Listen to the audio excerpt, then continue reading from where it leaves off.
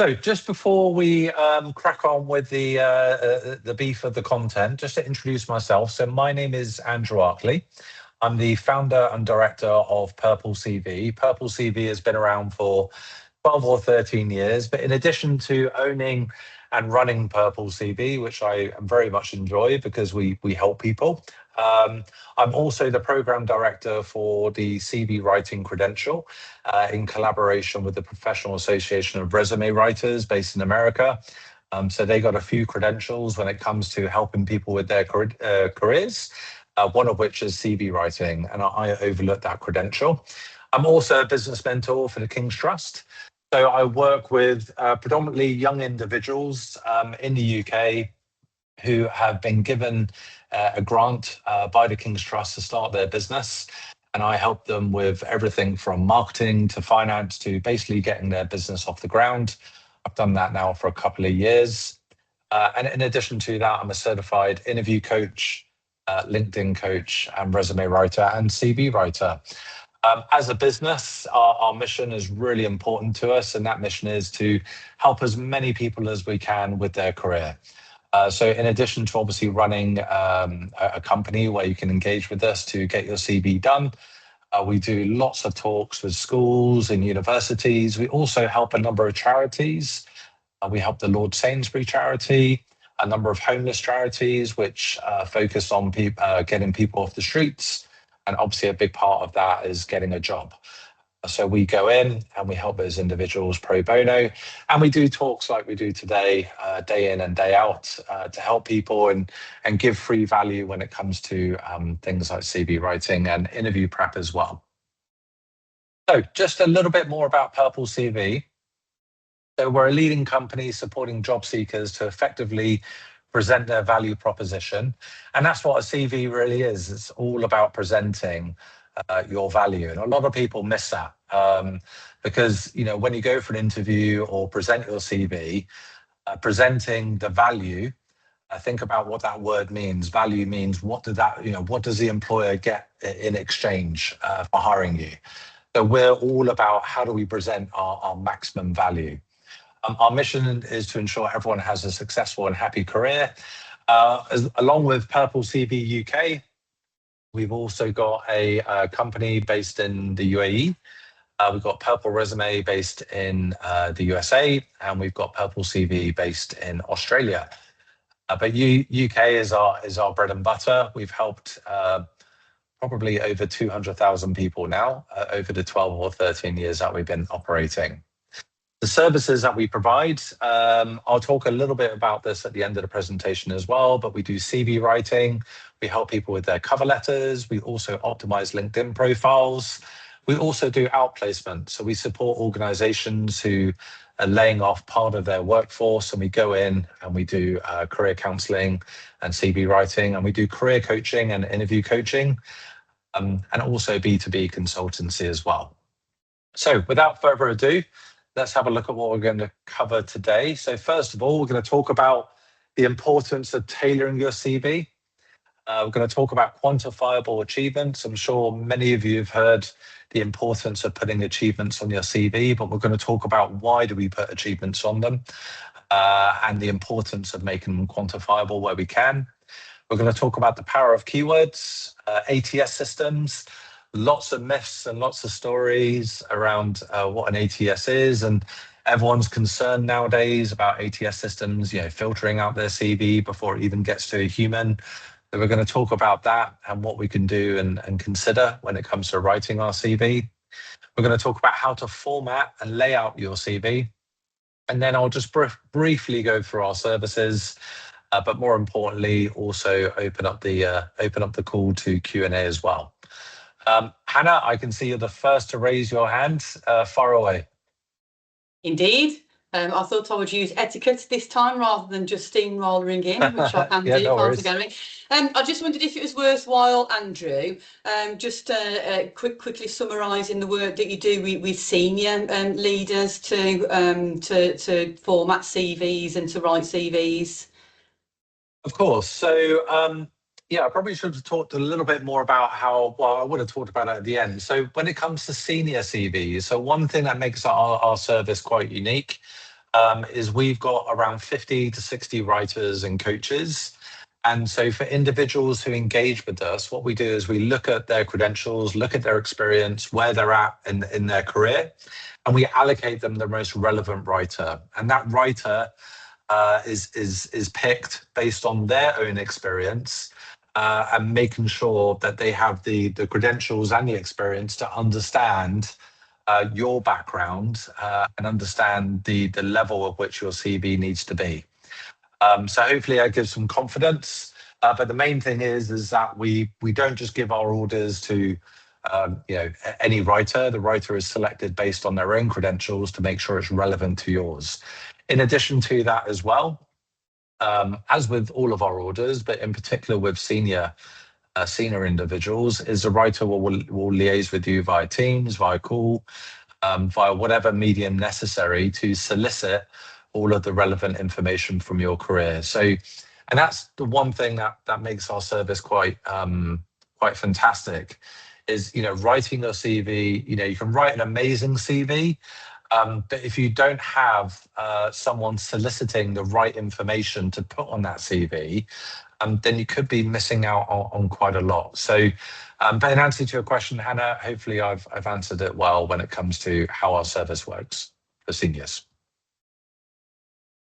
Cool. Good. So let's talk about the importance of tailoring your CV. So first of all, it might be a bit obvious, but what many people do nowadays is they'll write one generic CV and they'll just fire it out to as many recruiters as possible. And there's a saying called spray and pray. So you'll send out 300, 400, 500 even applications and hope a small percentage of them will get back to you. But this is not the way forward, and certainly not nowadays, because recruiters are able to see what is a genuine or non-genuine application. So first tip of the day is making sure that your CV is always tailored. And the first reason why we do that is to match the job requirements. So one thing a recruiter will always do when they receive your CV is I'll have the job spec and they'll have the CV. And what they want to see is they want to see a synergy between them. So from the job spec, they'll be understanding all of the main requirements of the individual that is being sought. And they want to see that is reflected in the CV. So first thing, by tailoring your CV, is we're going to make sure that there's a synergy there with the job spec or with the job ad. And obviously, if you've got a generic CV or a CV that you're using for every application, the chances are that there is going to be no synergy. So it's really, really important that we always match the job requirements of what we're going for. Like I just mentioned there, it demonstrates a genuine interest. So obviously, as a recruiter or a prospective employer, if they feel that your application is a genuine one, a non-genuine one, then your CV is going to go in the bin. They want someone who has taken their time and diligence to look at that employer, look at that role, and tailor their CV accordingly. So really, really important, again, that we tailor our CV to demonstrate that genuine interest. It highlights relevant skills and achievements. So it uses the space to focus on matching with the job description. So the CV is a 1-page or 2-page document that we should be utilizing all of that white space on that CV as much as possible, honed in on that job spec that we're going for. So by tailoring your CV, it's going to make sure all of the content, the layout, everything else is conducive of meeting the requirements of that job spec. So if we're not tailoring our CV, we're wasting space on the bit of paper or on the document that you've produced, which is obviously a massive shame. And last but by no means least, all of those combined, it obviously sets you apart from the competition. So by having a tailored CV, it means that, again, you're going to show a clear passion for that role, for that company, and you're going to stand out from the competition. And I guess that's also another really important point that I just thought of is, we hear day in, day out about individuals being really put off by the number of applications that they see for a role. But you need to consider, if you see a role on LinkedIn or on Reed or whatever the case may be, if you're seeing 300, 400, 500 people have applied, the chances are is that 97, 98% of them are just generic applications. So by tailoring your CV and taking the time to really make your document stand out, you're going to be automatically in the top 2 or 3%, automatically, because the majority of those applications are generic.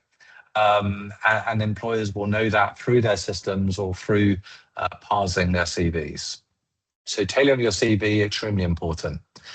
The importance of achievement. So before I just go through this list here, so this is one key thing which many people miss out on, is not putting achievements on their CV. So, generally speaking, within the private sector especially, an employer is really looking ideally for one or two things. Obviously, when it comes to senior CV, it's more strategic, but essentially it is still the same thing. How are you going to generate money for that company, or how are you going to save money for that company? End of the day, companies boil down to one thing: is profit, money, revenue, everything else. Your role needs to have a direct impact on either. If not, at the very least, things like service, which are more kind of subjective. But at the end of the day, putting our achievements is going to demonstrate that value. It's going to demonstrate, I'm coming to you, Mr. Employer, and I can, make you another £100,000 a year on your bottom line. And if we miss things like that from your CV, it's going to mean you're missing out on a big part. So why do we need to put achievements? Achievements showcase your impact and prove your value. They need to be quantifiable because they add credibility. Saying that you improve revenue is one thing. Saying you improved it by X percentage is another. It's going to make your achievement quantifiable. It's going to put a number or a pound or a penny against your achievement. What should I do if I have no achievements? So many people do say, I really don't have any achievements. I can't think of a time when I, improved the bottom line for a company. Then we should focus on responsibilities or contributions that have made a difference. How many achievements should I put? Ideally, there's no right or wrong answer, but ideally between 3 and 5.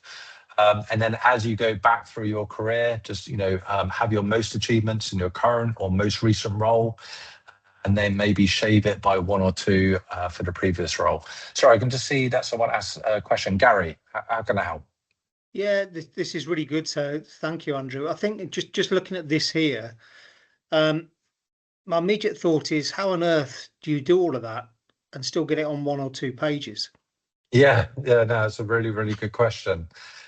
So one thing that many people fail to recognize on a CV is a CV is only there to do one thing, which is to get you an interview.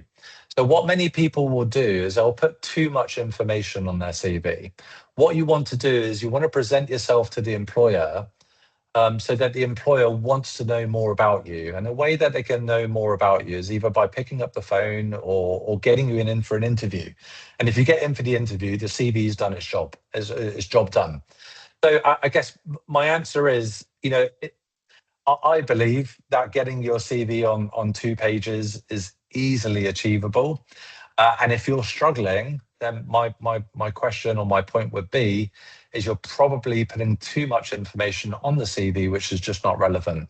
And one of the things that I have at the end of this presentation, and given it's a small group, I'm happy to, is I've got my email address. So feel free to pop over your CV after this. I'm sure Hannah gives you amazing feedback as well, but even if you want another opinion, just pop it over to me and I'm more than happy to have a look for you, Gary, and maybe give you some ideas as to how you put it on 2 pages. The other point as well is formatting. So, it might not be that you've got too much content. It might be that your layout of your CV is just not a good layout. Maybe your typeface or your font is too big, or maybe your margins are too narrow. So it might be that. So yeah, pop over your CV if you're really struggling, Gary, and I can have a look for you. Mark, did you have a question there? It was more a follow-up to Gary's point, actually. 2 things that I picked up on in the last 12 months. One is be very brutal about where you cut your career off when you're senior. So trying to go back too far, creates the problem of having, there's too much to read. But like, I'm sure, well, I definitely remember the Millennium Bug, and it was super interesting, but it isn't really interesting in 2026. I think the second thing is when you do the tailoring, 80% of your CV never changes. So as long as you prioritized your achievements in that first sort of cut below the tailoring point, actually the effort is just to get really good at the tailoring piece. So that my observation personally from the last 12 months of my CV from last April to where we are today is that actually I tailor much, much less, and very rarely even look back at my past achievements because I've already decided what they are. And if they're not right for the role, I'm probably applying for the wrong role. Yeah, that's a really, really good point. And a lot of people fall into the trap of, oh my God, I've got a role here. I have to apply out of desperation. Not saying that any of you are desperate, but with desperation comes the fact of you're not also doing your diligence on the employer as to whether it is actually the right fit for you. So yeah, it's a two-way street. Hannah, did you have a question or a point there you wanted to say? I did. Now, what a scary prospect it would be if Gary Kinsella could actually read my mind. But I'd actually written down here 2 pages and question mark because I was going to ask the question. Now, at a senior leadership level, I always say, and I will absolutely stand corrected and take everything on board that you said, that it's pretty much impossible to fit all of the required skills and achievements onto just 2 pages. Tell me that I'm wrong, Andrew. Yeah, no, I think for senior positions, and maybe if we do another Teams call, Hannah, I'm more than happy to make this presentation or to talk more about the senior aspect of things. But I think for senior applications, look, 3 pages is normal. I think it's fine. Yeah. The only caveat to that is what I said just a moment ago, is if you're going to use 3 pages, just make sure all of the content on those 3 pages are relevant to the role that you're going for. Because if 70, 60, or even 50% of the content that you're using is not relevant to the role, you're going to lose the attention of the recruiter. Because I hate to say it, but there's a lot of norms in the recruitment world. Many recruiters think, oh my God, it must be 2 pages. If it's over 2 pages, it's going in a bin. In reality, that's a very antiquated way of thinking about recruitment. If you're just literally going to disregard people who send 3 pages, then some would question your ability as a recruiter. But unfortunately, it happens. There's many recruiters out there who are biased based on the number of pages of your CV. So my point is if you truly feel that a 3rd page is justified, just please make sure that all of your content is relevant. If it's not relevant, then chop it down to 2 pages would be my recommendation. And Andrew, sorry, in being respectful of time, especially as we started a bit late. Sorry. Do the ATS systems automatically roll out CVs that are more than 2 pages long? Yeah, the ones that I've worked with, no, I haven't come across one that is no. Absolutely not. Now, as you said, Hannah, I'm conscious of time, so I'll try and keep cracking on. I do talk about ATS in a second as well. So when it comes to writing an achievement, a great way of presenting an achievement is the STAR method. I'm sure many of you have heard of it. And what it stands for is situation, task, action, result. And it's a very methodical and kind of chronological way of presenting an achievement. What we're doing is we're explaining the context, we're explaining the task that had to be done, we're explaining the action that we had to take, and we're explaining the result. It's not only a great way of presenting an achievement, it's also a great way of answering an interview question as well. So if you do challenge or waffle, probably like I'm doing now, just always try to follow the STAR method. Gary, did you have a point there? Yeah, it was literally just that, really, which is I don't want to show my hand too early, and I tend to use the STAR method for interviews rather than putting it on a CV because I wouldn't have much else to talk about then in the interview. Well, again, it's about selecting what the best achievements are for you. So looking at the job, and ideally, if you can think about 5 or 6 relevant achievements to that job, then save a few for that and a few for the interview. So I'm sorry, I probably should have picked a more senior example here about achievements, given the audience today. But just as an example of using the STAR method, so a poor way of presenting an achievement helped improve customer service and make clients happy. So first of all, it's great that we have an achievement on the CV, but it's vague, it's not measurable, it doesn't highlight any specific skill or result. So if we were to reword that, increase customer retention by 25% over 6 months by implementing a new feedback system, improving client satisfaction and loyalty. So it's specific, it's measurable, it shows impact, and it highlights a valuable skill, which is process improvement. But one of the key things about achievements, which if you take one tip away today, is to make it quantifiable. Because, for senior positions especially, or, certainly people who are well into their career in the private sector, we all know that pounds, pennies and percentages is what turns on an employer, right? So if you're going to go and put increased revenue over 24-25 fiscal year, if you've increased it by a decent amount, then put the number or put the percentage. Obviously, a percentage is also a great way to mask the number if the number is not significant.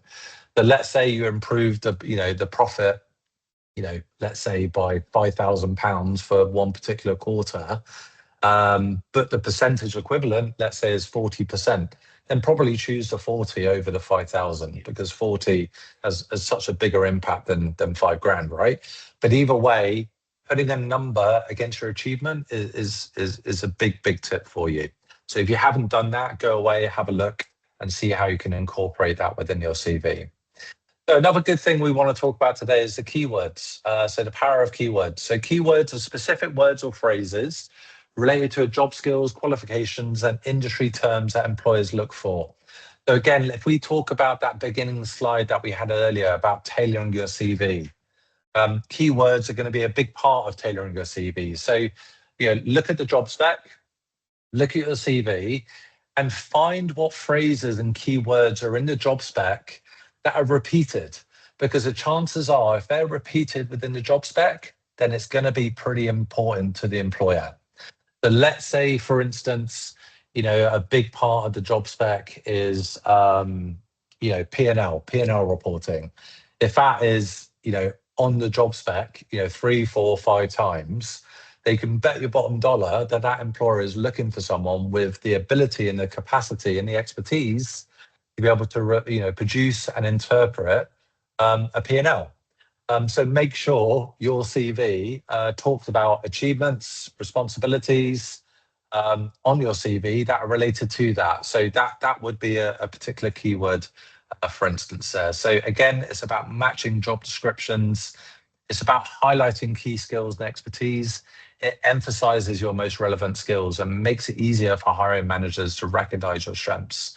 So keywords, another important point about them is we need to make sure they're specific, make sure they're not generic. So I'm sure we all know now that, words or phrases on a CV like results driven, even stakeholder management is kind of considered generic nowadays.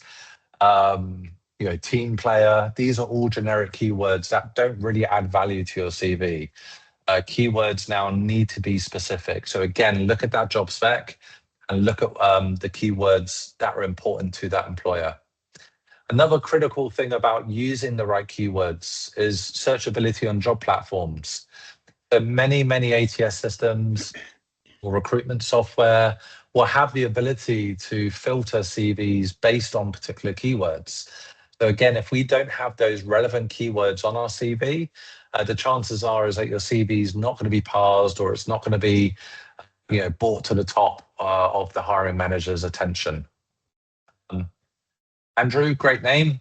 See, I've got a question there. Far away. Yeah, just a quick one. I did hear, because a lot of this like customization, using whether you use AI or whatever to use keywords, but I also was told that can be a key way to sort of some of these systems to chuck out your application as well, because they look like you've done nothing, you've just fired your CV into ChatGPT and got it to match the application perfectly. So what's the sort of fine line between over customizing and keeping it authentic, I guess, really? Yeah, no, it's a really good question. And, I see this on LinkedIn a lot about people saying, oh, ATS and AI is here to hurt us as a job seeker, and it's filtering our CVs. But my biggest recommendation would be is to write your CV for the human. Don't write it for the system.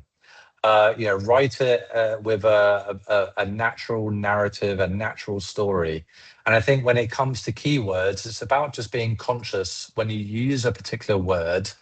It's about saying, okay, does this word add value?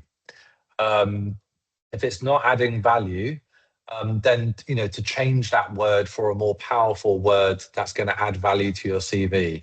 The frequency of those words, I guess, is your point, right? So at the end of the day, only make it as frequent as if it's going to be natural. Because if it's unnatural, then it's not going to be a nice reading CV. If you're going to put P&L 3 times in 3 or 4 sentences, it just doesn't look good. So when someone picks it up and they're going to look at it and go, this just doesn't sound right. This guy doesn't know how to write. Why do I want to employ someone that doesn't know how to write their CV? For the ATS, it's passed, but for the human, it's just not natural. So always go down the natural route. And we'll talk more about the systems in a second as well. But yeah, great question.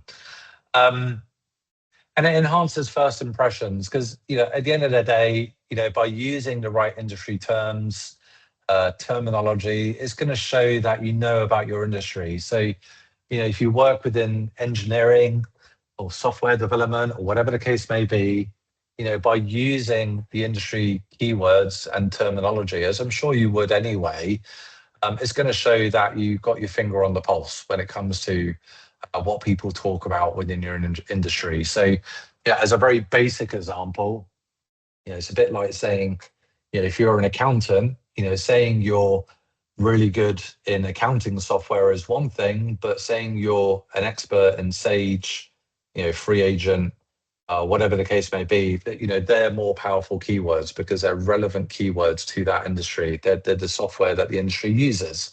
Or if you just say accounting software, it's generic and is not giving any value. So keywords, yeah, absolutely really important. I guess that leads us nicely on to ATS systems. So ATS systems, in short, stand for applicant tracking systems. And the key thing to know about ATS systems is that they're all different. And there's dozens and dozens of them. I just had a meeting last week with one guy who's just created this brand new ATS system that uses AI. And it goes beyond just looking at the keywords. It goes beyond just looking at,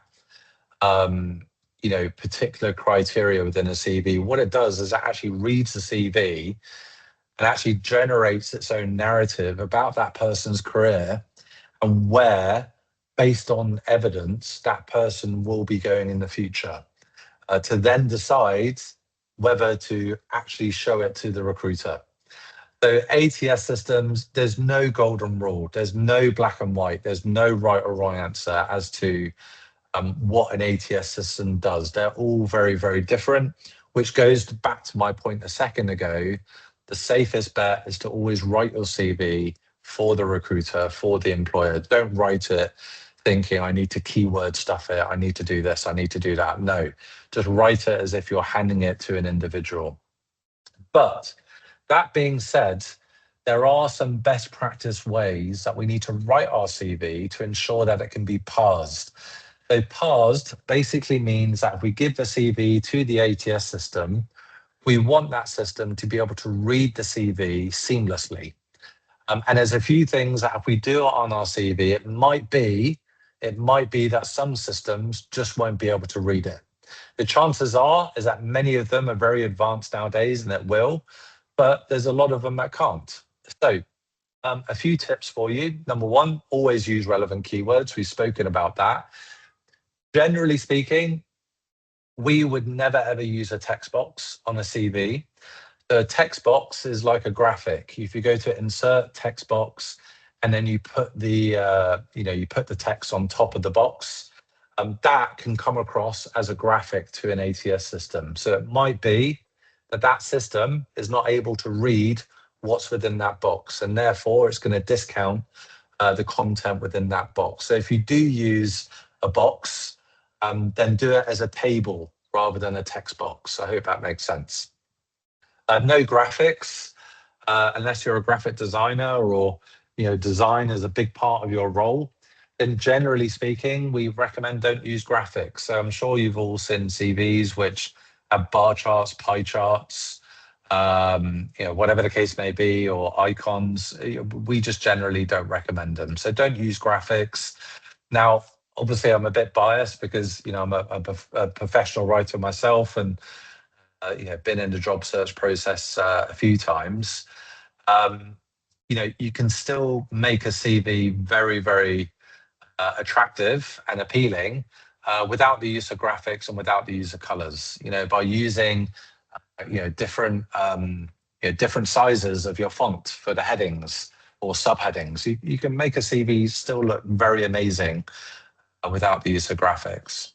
And the other key thing is consistent and structured formatting. So if we don't use consistency without throughout the CV, it might be that the ATS system misreads your CV. So a good example, for instance, would be your work experience. So it might be on the left of the CV, you've got the date of your role. The middle, it might be your job title, and then on the right-hand side is the employer name. So if you use that format or layout, make sure on your next role you use the same format. So don't go and put the employer first and then the date, because again, it might be that the system, that throws it off. So like I said, there's no right or wrong answer, but there are particular ways, such as these ways, that we can just make sure that if we're applying to a role where there's potentially dozens or hundreds of candidates, we just want to make sure that our CV is parsed correctly by the system, if there is even a system used. The chances are, if many of you are in senior positions, you might find that ATS systems are probably a little bit irrelevant, because the chances are, it might be, especially if you're within a niche, if only 10 people apply, the chances are that the recruiter is going to read every single application anyway. But if it's dozens or hundreds, the chances are is that an ATS system will be used.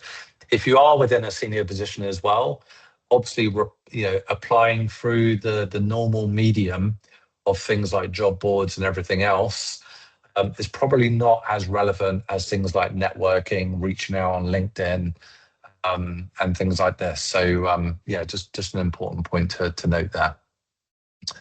So how to format, layout your CV. So a few important points here. I just mentioned this one actually, but keep it clean, keep it structured, use clear headings, personal info, summary, experience, education, skills. Stick to one or two professional fonts. I would say one actually. The Arial, Calibri, and consistent font sizes. So you can use different font sizes, but again, just make sure it's consistent. So if it's a heading, make sure the heading is the same throughout the CV. If it's a subheading, so a heading maybe 14, a subheading 12, and then the body of the text, don't go lower than 10 would be my recommendation. And use bullet points for responsibilities and achievements. Bullet points are a great way of being objective and getting your point across. Prioritize readability. Avoid dense paragraphs. Keep sentences short and action orientated. So making sure we're using action verbs where we can.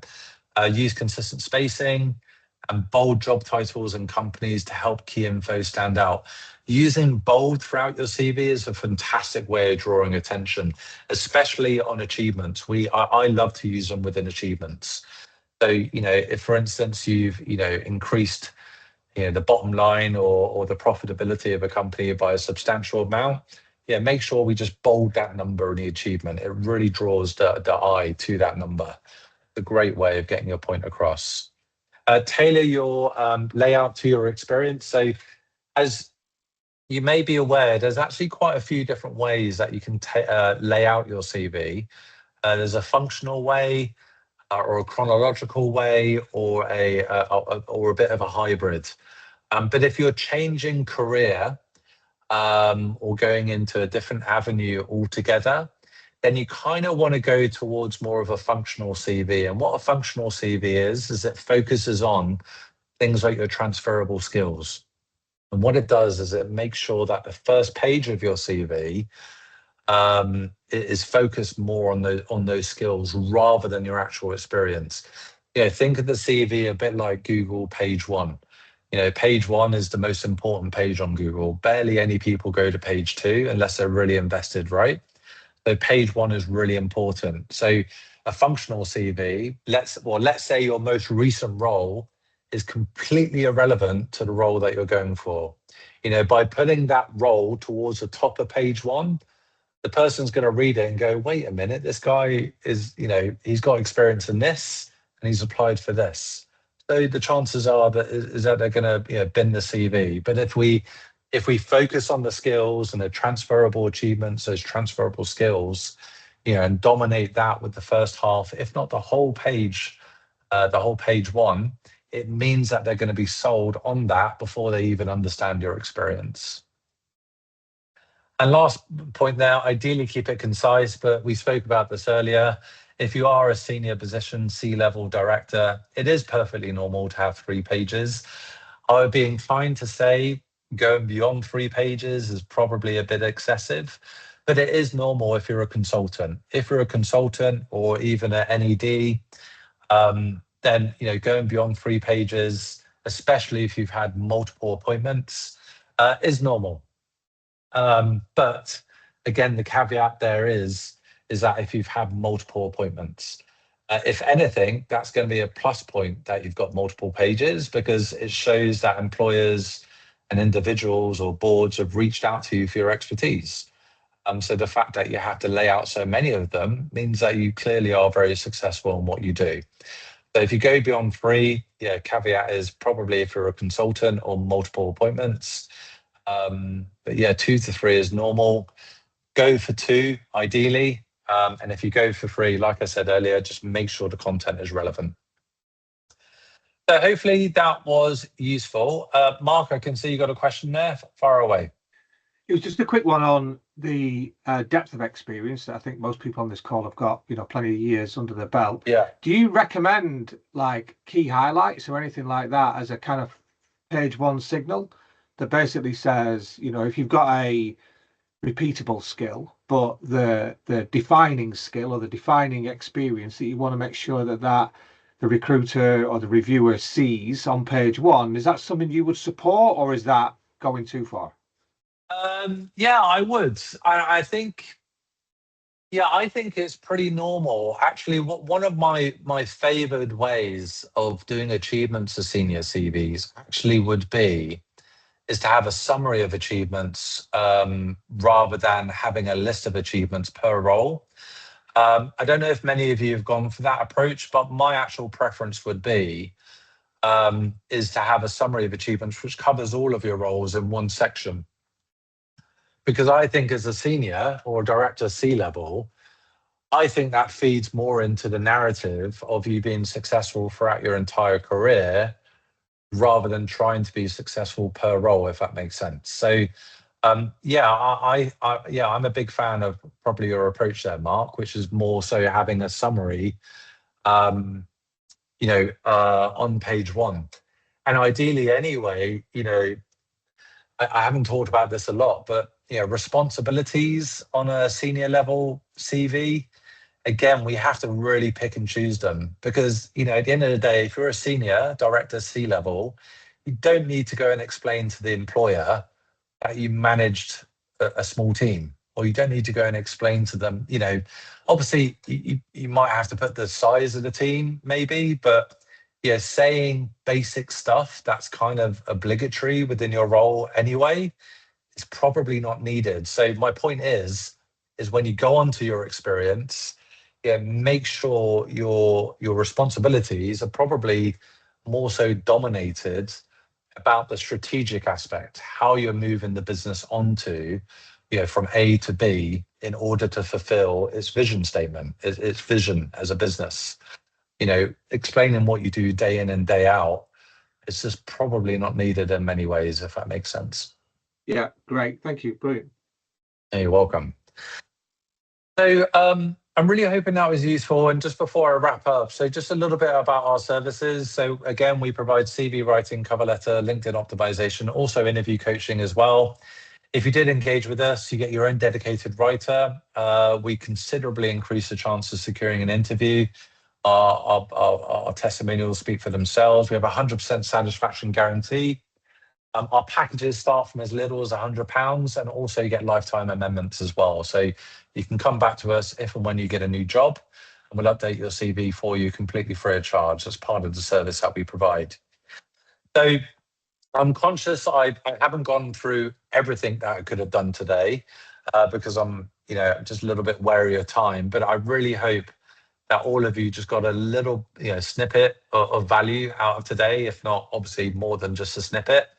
And look, feel free, again, my mission is really important to us, which is all about helping people. So feel free to pop over your CV. It's just simply andrew@purplecv.co.uk. Just give me a couple of days. I'm more than happy to come back with some pointers and just let you know where we could help, or just give you some tips for you to improve it yourself. So yeah, once again, it's been a pleasure. Does anyone else have any questions or points they want to raise at all? There's some really good questions there. Thank you for raising them. Sorry, just one quick one. Just jumping back to where you mentioned about tailoring your CV early on. I'm sort of quite new to the sort of only just starting to look out, but I have noticed how, especially if you're looking at things advertised on LinkedIn, because there are people just bombarding from the start, jobs are appearing and then disappear, especially some senior roles are sort of appearing and disappearing within less than half a day to a day. God, yeah. So is that one of those almost somebody, a colleague who had recently been looking for a role actually said he had 2 or 3 different versions. So actually this is if I'm going for a role that's, for argument's sake, this is more of the focus, so that he was ready to go on those ones. I wondered if that was useful to sort of almost have 2 or 3 tailored versions. Yeah, absolutely. And look, even if you've got tailored CVs that can still be tailored on top of it, the chances are is that at least it's semi-tailored, right? So if we know that we're going to go for a project director role, then have a project director CV ready. And then when the job comes up, again, make sure we look at that job spec and go, right, are the right keywords here? Are the right phrases here? The right achievements focused on? And amend it accordingly. But if you need to do something quick, then absolutely get it off. But, I think maybe if we did another session, actually, one thing I would focus on, based off of today's call and understanding that many of you come from senior positions, is talking about how do we network? How do we really bring our personal brand across outside of the normal job application process? Because let's be real, applying on LinkedIn, applying on job boards is for the masses. And if you're going for director level roles, C-level roles, your networking, your second connections, how do we reach out to people? This is probably more valuable than just going for those, spray and pray options that we talked about earlier. But good question there, Andrew. I hope that helped. Yep, thank you. Good. Great. Well, look, guys, it's been a pleasure. I really, really hope that you got some value. Like I said, pop over your CV if you wish. I'm really keen to work with Hannah on continuing to do talks like this. So hopefully we'll have another one within the next few weeks, if not next month. And I hope to see you there. And we'll obviously do it on a different subject. And if you get any thoughts or questions at all after this, reach out to me. But at the very least, connect with me on LinkedIn as well. But yeah, it's been a pleasure. And I really, really hope you enjoy the rest of your afternoon. Thanks for your Cheers, time. Andrew. Thanks. Thanks very much. Okay, guys. Thank you.